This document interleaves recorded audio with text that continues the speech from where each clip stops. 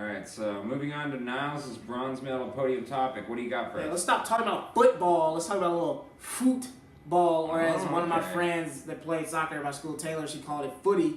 We're going to talk about that. Ugh. The U.S. men's nationals team does not make the World Cup. This is crazy. It's just like, it's crazy how everybody's just making such a huge deal about this, and no one talks about the other U.S. soccer team we have is literally like the best in the world, the women's team. That's a great shocker point. that no one talks about the women's team, right? But who gets paid more? I think the men's team actually gets paid more. Oh, by a lot. By a lot, yeah. And that's been an issue in the news over the last year or so. It's just like both clubs should have be equally paid. I mean, I don't know how many World Cups the women's team's won in a row, but it's been a few, right? They've won a few in a row. They kind of go back and forth with it, but they are dominant. And compared to the men's team, who can't even beat Trinidad and Tobago, I know you're trying to compete against two islands, but come on, Trinidad. it's not it. You know, I don't know if you guys know this, but Tobago is just the resort island. Oh, okay. So like only like people who have like the boats live there. So you're really only going against Trinidad, and you still got your ass handed to you by Trinidad. Shout out to the fellow comedian homie Simone Alexander. Her family's from Trinidad.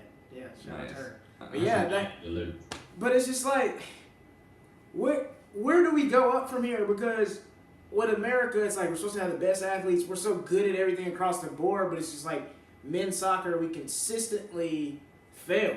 And like when you look at countries like Portugal and Argentina that are not even a tenth of how large our country is, but they're putting out these amazing squads on the soccer field, but it's just like all our best athletes want to play football and basketball.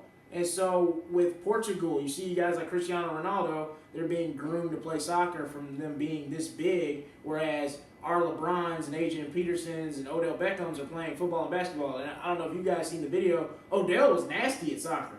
Like he was actually on like the U.S. men's like under 16 team or something like that. Ochocinco. Yeah, Ochocinco as well. But it's just like that. And I was reading today where like when a U.S. soccer team doesn't make a world event like that, it really hurts what we can do with the MLS and TV contracts and things like that, because it makes us seem weak. And so, why would a player from overseas want to come play over here? You know what I'm saying? Yeah. So the money in soccer, I think, is going to start to dwindle if the program doesn't start to get better, and I think it's going to have to start on like the club level, the youth levels. And if you guys see it, I've seen this with Chicago as well. A lot of these soccer clubs is too expensive to get in, and it's just like a lot of kids that might be good at soccer aren't even getting the opportunities to play. I know.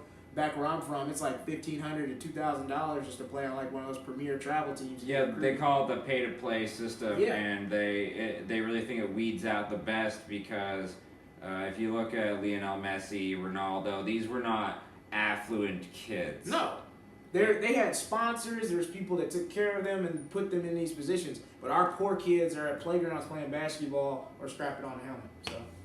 Yeah, and did any of you guys play soccer growing up? I did. Did you, Russell? I did. I played so I got to high school actually. Oh, I'm surprised. I think so. All three of us played. I played over 10 years, and if you watch the actual game itself, I think a lot of people were like, "Oh, Tim Howard this, Tim Howard that." The defense was porous. Yeah. I mean, I counted when I watched the highlights. There were over 10 scoring opportunities. Yeah. And that's not Tim Howard's fault. And he had 4 or 5, maybe even 6 really good stops. This could have been a blowout. Yeah. Our defense was so bad. He actually did a really good job, and we still had a rough time. I think we only squandered maybe 1 or 2 scoring opportunities, but they squandered a lot more. And we have, and let me mention this: Tim Howard, one of the best goalies in the world.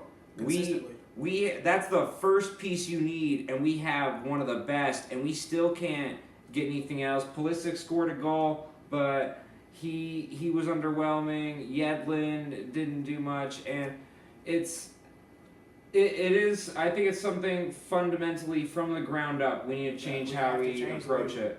Because look at the way they do USA boys basketball. It's crazy. kids playing on these USA basketball teams 15, 16 years old, and you already know that kid's going to the NBA, but they're already in that USA farm system. Yeah. I think one of the one thing for me, the sad part is after the last World Cup, especially after the women won it, there was a really big movement towards soccer. People, towards World Cup time, you get people who are interested in soccer. Yeah. But there was actually a movement of people who were really interested in soccer. The MLS had a big boost in their following. And now you get something like this, and it does really affect how people look at you going forward. Because it's just like, all right, we had all this, we had MLS, we had better players from overseas coming over. I know us here in Chicago, we got Bastian Schweinsteiger on the fire. And then you get a player like that. That's amazing for the MLS. But when you do that, and then you don't make a World Cup, it's bad. And it doesn't make players want to come to the United States, even for MLS. Yeah. Yeah, I think we've all agreed it really is going to have to start at the bottom and get that interest level up. But, to be honest, I'm interested in soccer sometimes. And like Russell said, when the World Cup comes around, I get more interested. I remember one World Cup, I faked like I like soccer to get this girl. Because I really liked her, and she really liked soccer. So I was like, yeah, I'm watching the game. I was watching movies, and I was Googling the World Cup scores and everything, so I could be talking soccer, bro. I was Googling soccer terms. I was doing all this dumb stuff because I just really liked her. I wanted her to know I knew soccer, but I didn't. Listen, bro, you like that sometimes, bro. But here's the thing. I started playing FIFA. I started watching soccer, and now I love it because of that chick. I didn't get with her, but I love soccer now. So chicks who like soccer guys are the chicks who like toned muscle guys, but not a lot. They like they like that skinny.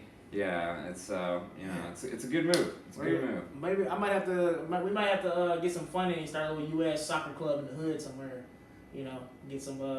Get some Jeromes and Devontaes out there kicking the ball.